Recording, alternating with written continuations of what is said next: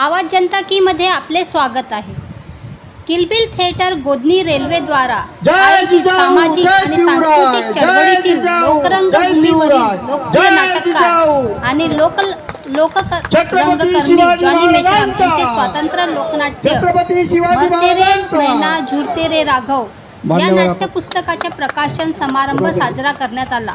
कार्यक्रमाचे अध्यक्ष श्री नरेश सवाईतूर, प्राध्यापक ज्ञानेश्वर नागदेवशे, श्री राजीव गायकवाड, माजी डायरेक्टर दूरदर्शन केंद्र श्री सक्शी सिंग सरदार, इला कीर्ती उमप, श्री दीपक राऊत, रत्नाकर वाडके, राजू कोलते, मंच संचालन श्री मोरध्वज अडाऊ गुरुजी यांनी केले, तर आभार सुबोध मेश्राम यांनी केले। त्यात जगायचे होते हो मला हा एकांकी नाटक सौ मेश्राम मॅडम यांनी सादर केले। धन्यवाद। 15व किंवा 16व नाटक असेल मरते रे मैना आणि झोपते रे राघव।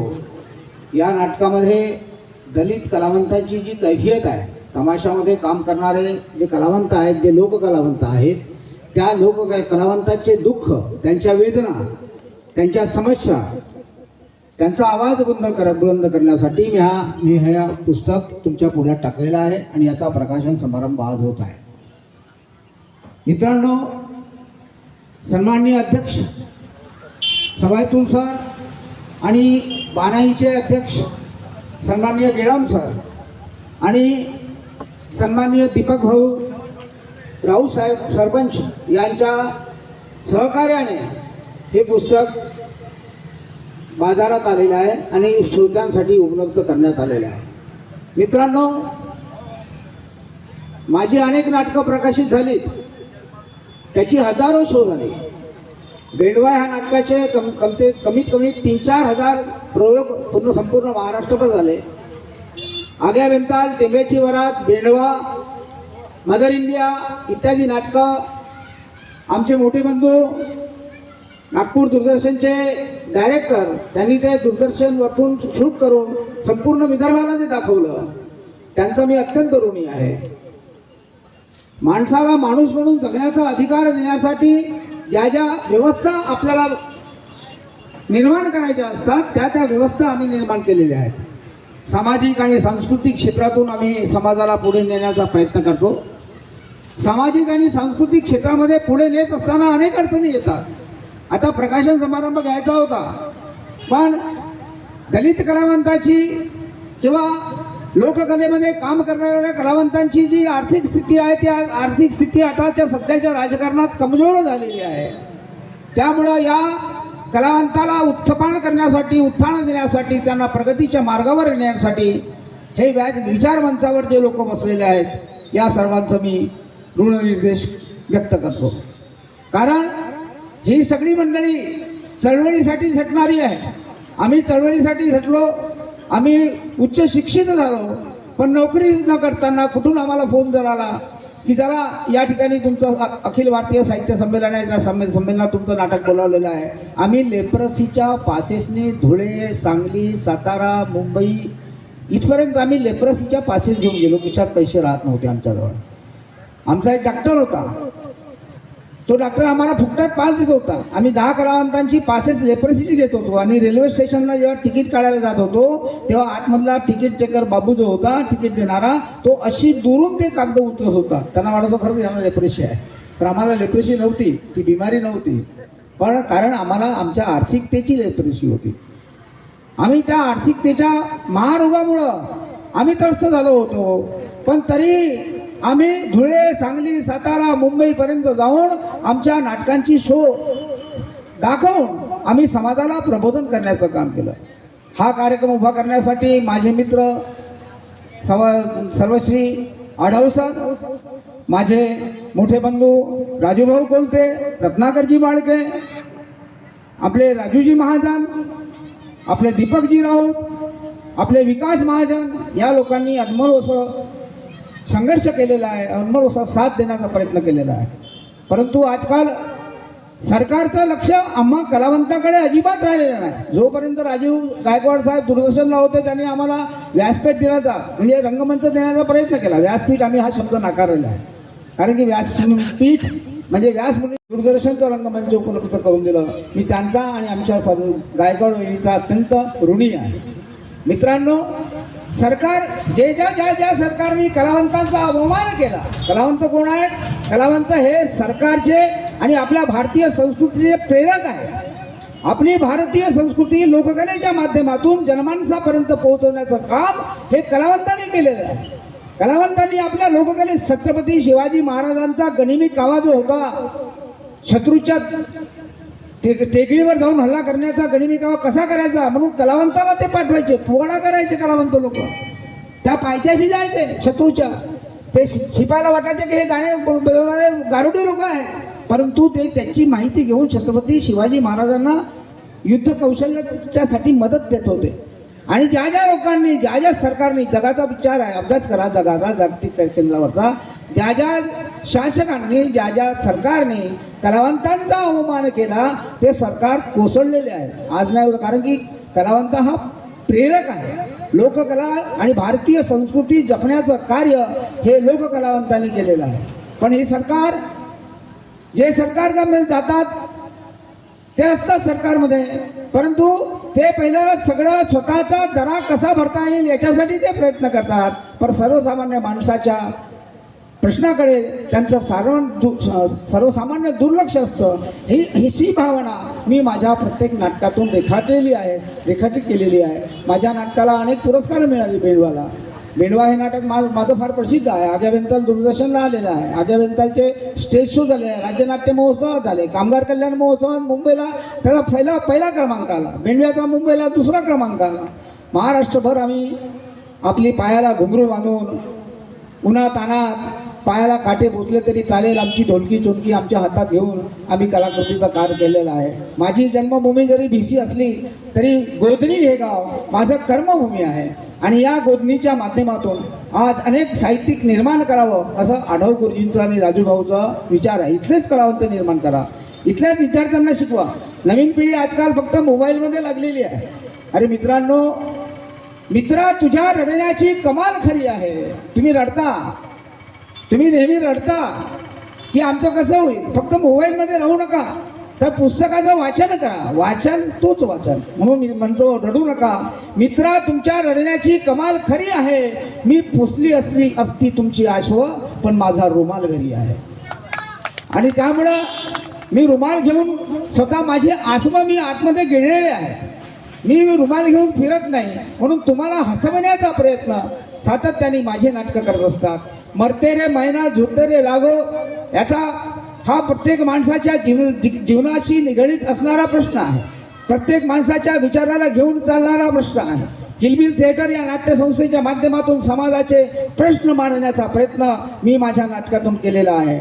परंतु शासन दरबारी काही आमची होत नाही व्यवस्था.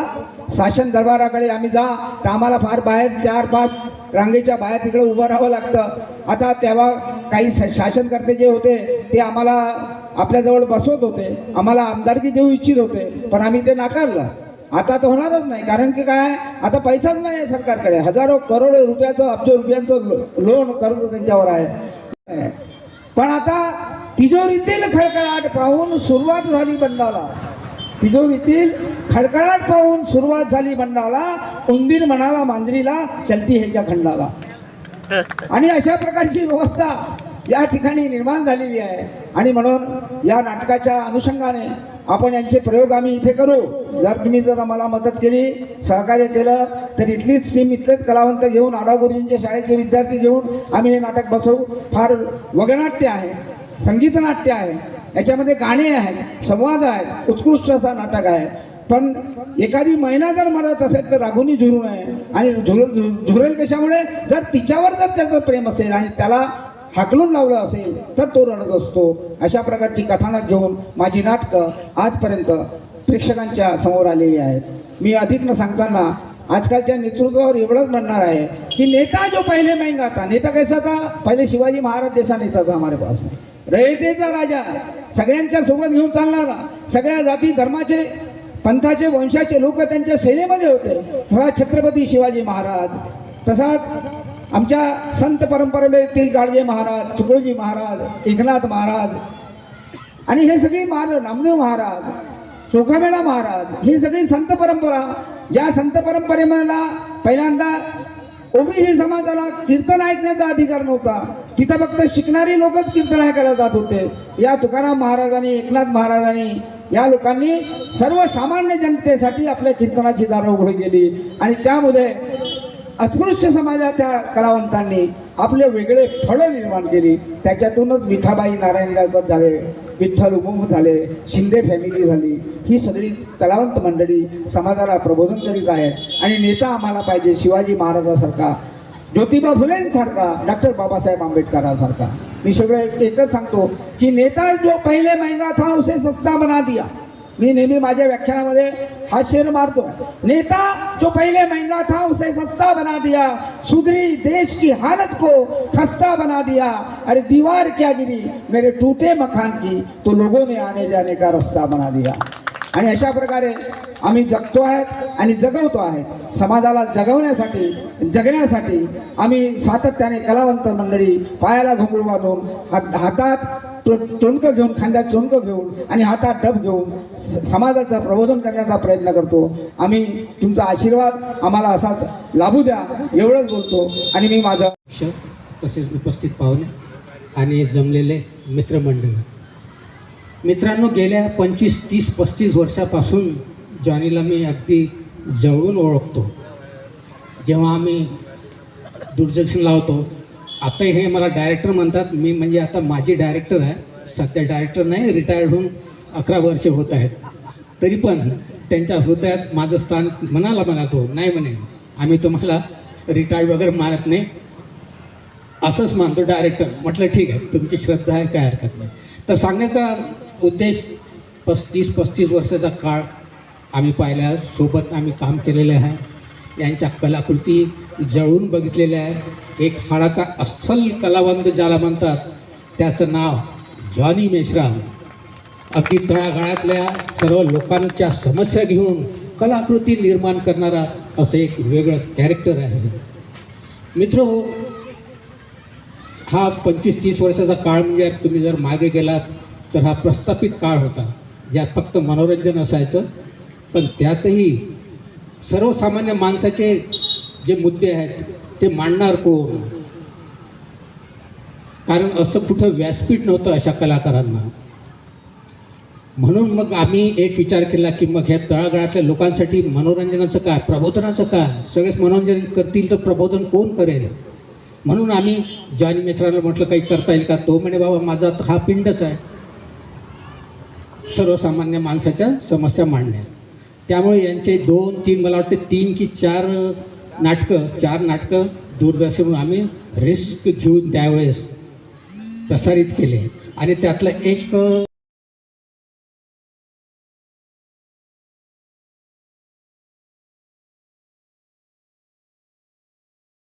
मैना झुरते रे रागो या नाट्यसंग्रहाचं नाटककार जॉनी मेश्राम यांच्या या पुस्तकाचं प्रकाशन संपन्न झालेलं आहे. पाहुण्यांचं हस्ते पुस्तकाचं प्रकाशन संपन्न झालं. आवाज क्रांतिबा ज्योतिराव फुले, बोधिसत्व परमपूजनीय डॉक्टर बाबासाहेब आंबेडकर,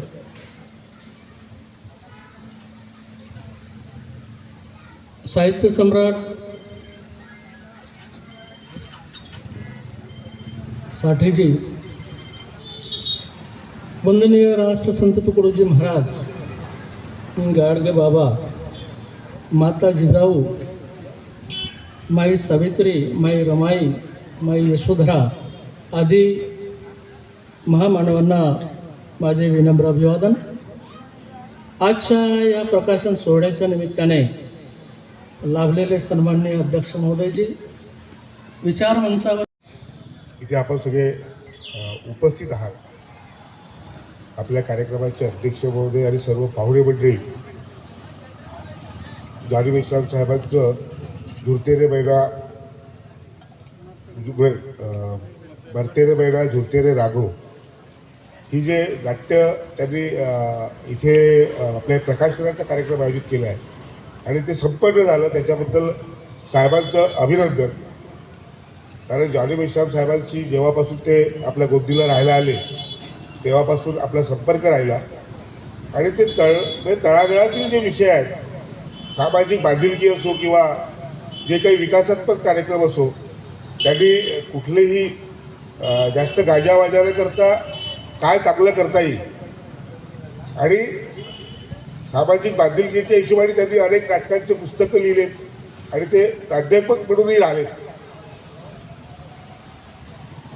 त्यांनी चळवळीमध्ये कुठल्याही जातीपंथीचा विचार न करता सामाजिक चळवळीमध्ये त्यांनी सहकार्य केलं आणि त्यांचं एक चांगलं योगदान राहिलेलं आहे. आपल्या माणुसकीच्या नात्याने जे म्हणू आपण, एक माणूस म्हणून जे काही चांगलं करता येईल त्या गोष्टींनी त्यांनी साहित्यामध्ये म्हणा किंवा राजकीय किंवा सामाजिक बांधिलकी म्हणून त्यांनी खूप सारे उपक्रम आपल्या आयुष्यामध्ये राबवले. त्यांची जर आपण त्यांना जर म्हटलं की महात्मा फुले आणि सावित्रीबाई फुलेंची जोडी, जसं मॅडम आहेत मेश्राम मॅडम आणि जॉनी साहेब, त्यांनी एक आधुनिक आजच्या काळातले त्यांनी हे विचार आपल्या समाजामध्ये रुजवले. मी त्यांच्या खरंच शतशः याच्यासाठी ऋणी आहे की समाजासाठी वेळ देणारे खूप लोक कमी आहेत आणि ते नेहमी धडपडतात दोघे. त्यांची धडपड काही अजून थांबलेली नाही सर. त्यांचं वय जरी वाढलेलं असलं तर त्यांची धडपड दोघांची सुरू असते. तर खरंच त्यांचा एक सॅल्यूट करतो की एक चांगलं काम ते उपक्रम राबवत आहेत. मनापासून स्वागत करते आणि समितीमध्ये थिएटरच्या वतीने सर्व आयोजन मंडळींच्या वतीने मी आपला सगळ्यांचे मनपूर्वक अभिनंदनही करते आणि जो त्या समक्ष मरते रे मैना झुरते रे राघो या पुस्तक प्रकाशन या ठिकाणी संपन्न झालं.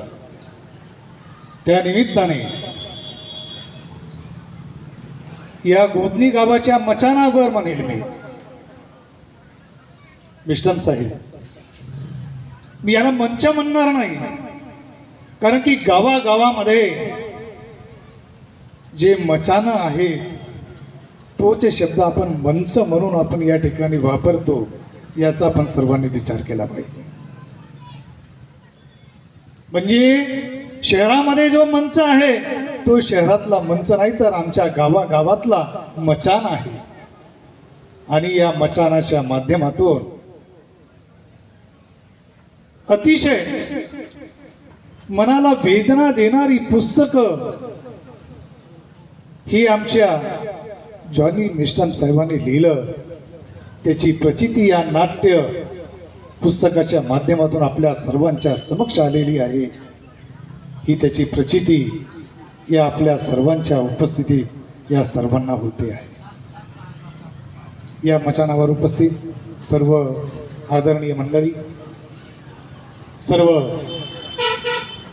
प्रेक्षक बंधू आणि भगिनींनो, आणि ज्या ठिकाणी हा एक छोटासा प्रकाशनाचा कार्यक्रम होत आहे आणि आपण सर्व आयोजकांनी या ठिकाणी एक चांगल्या कार्याला या ठिकाणी हात घातला, याकरता या प्रकाशन सोहळ्याच्या निमित्ताने मी आपलं अभिनंदन करतो.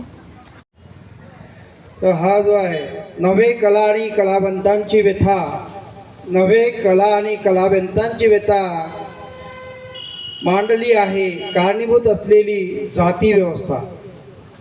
या ठिकाणी जे जाती व्यवस्था आहे ती आपल्याला अलीकडील काळात देखील संपूर्णपणे नाहीशी झाल्याचं आपल्याला दिसत नाही. तसेच येथील प्रशासन व्यवस्था देखील जी असते ती देखील या सर्व बाबीला कारणीभूत असते. आणि म्हणून आवर्जून या ठिकाणी आम्ही कार्यक्रम घेण्याचं यासाठी ठरवलं की गावातील लोकांना प्रेरणा मिळावी, वाचन संस्कृती उदयास यावी, लिखाण संस्कृती उदयास यावी आणि विशेषतः ज्या काही धार्मिक परंपरा आहेत त्याच्याविषयी जे आपण सवादू साहेब म्हणालात त्याविषयी मी बरेचदा लोकांना म्हटलं आणि मी आयोजकांना देखील इथला आवाज जो असतो कीर्तनाचा त्याविषयी मी त्यांना नेहमी सचेत करीत असतो. तर हे जे प्रस्थ आहे, अशा प्रकारचे कार्यक्रम जे असतात ते कुठेतरी निवांत स्थळी घ्यायला पाहिजे, हे माझंही मत आहे. अशा शालेय तर या आपल्या या नगर पंचायत क्षेत्रासाठी उपयोगी ठरेल असं मी आशा बाळगतो. आणि आजच्या या कार्यक्रमाचं आभार प्रदर्शन आमच्या कलाकार दीपकजी, राजूजी, ज्यांचे मला नाव माहिती आहे, आणि अध्यक्ष सर, मी सर्वांना मनापासून धन्यवाद देते की आपण कुठल्या तरी निमित्ताने इकडे एकत्रित आलो आणि आपल्या सर्वांचा परिचय झाला. सर्वात महत्त्वाचं म्हणजे याला आपण महत्त्वाचं असं ठरवू की सरांचं पुस्तक हे फक्त एक निमित्त झालेलं, त्या निमित्तामुळे एक मोठा सामाजिक पण एक हा कार्यक्रम झाल्यासारखा झाला आहे. कारण काय आहे माहिती आहे का,